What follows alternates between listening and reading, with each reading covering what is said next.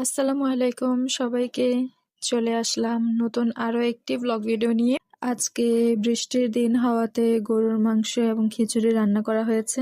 বৃষ্টির দিনে গরম গরম খিচুড়ির সাথে গরুর মাংস খেতে কিন্তু আমরা সবাই খুবই পছন্দ করি। তাই আজকে রান্না করে ফেললাম খিচুড়ি এবং গরুর মাংস। প্রথমেই সকল মশলা দিয়ে গরুর মাংস মাখিয়ে চুলায় বসিয়ে দিয়েছি। এখন মাংসটাকে খুবই ভালোভাবে কষিয়ে নিব।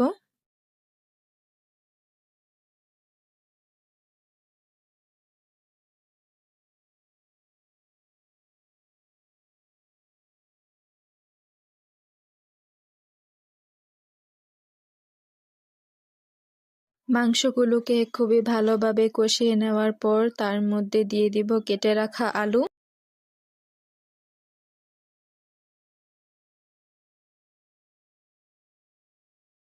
মাংস এবং আলু একসাথে খুবই ভালোভাবে কষিয়ে নিব। তরকারিটা যখন কষানো হচ্ছিল তখন খুবই দারুণ স্মেল আসছিল।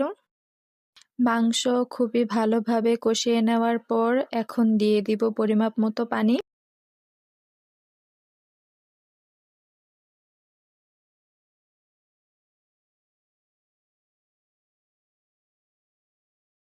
পানি ফুটে এসেছে, এখন তরকারিটা খুবই ভালোভাবে রান্না করে নিব যতক্ষণ না পর্যন্ত মাংস এবং আলু ভালোভাবে সিদ্ধ হচ্ছে।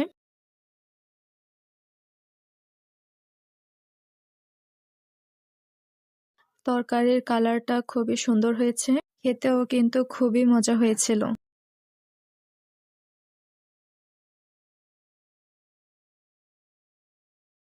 আমাদের গরুর মাংস রান্না শেষ। এটা আমাদের তরকারির ফাইনাল লুক। কেমন হয়েছে জানাবেন। এখন রান্না হবে বৃষ্টির দিনের খুবই জনপ্রিয় খাবার খিচুড়ি। কেটে রাখা পেঁয়াজ এবং সকল মশলার সাথে এখন তেল দিয়ে দেওয়া হলো।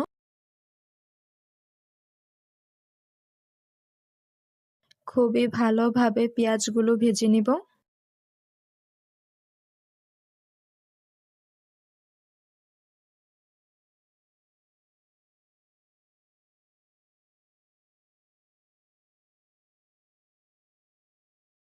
পেঁয়াজগুলো যখন ব্রাউন কালার হবে তখন তার মধ্যে দিয়ে দিব আদা রসুন বাটা।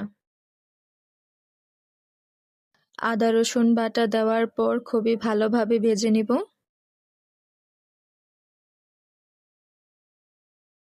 এখন দিয়ে দিব সকল গুঁড়া মশলা, মরিচের গুঁড়া, হলুদের গুঁড়া, সামান্য পানি। এখন লবণ দিয়ে দিব। তারপর দেওয়া হলো ধনিয়া গুঁড়া।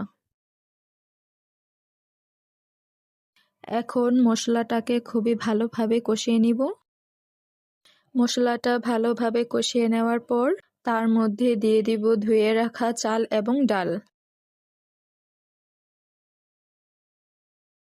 এখন চাল, ডাল এবং মশলা খুবই ভালোভাবে একসাথে কষিয়ে নিব।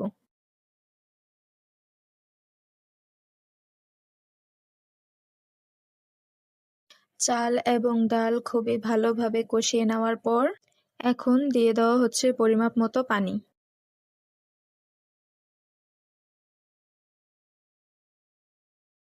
খিচুড়ির পানি ফুটে এসেছে। খিচুড়িটা দেখতে খুবই সুন্দর এবং লোভনীয় লাগছে। খিচুড়িটা এখন একটু নেড়েচেড়ে দেওয়া হচ্ছে।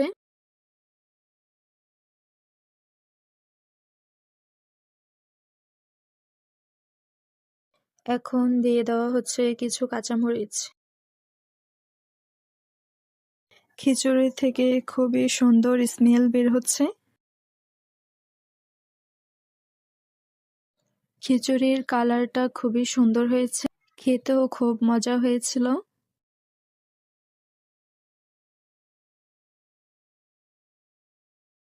আমার খিচুড়ি রান্না শেষ। কেমন হয়েছে জানাবেন। আপনারা কারা বৃষ্টির দিনে খিচুড়ি এবং গরুর মাংস খেতে পছন্দ করেন তারা অবশ্যই কমেন্টে জানাবেন। আজকের মতো এখানেই বিদায় নিচ্ছি। দেখা হবে আরো একটি নতুন ভিডিওতে। সবাইকে আল্লাহ হাফেজ।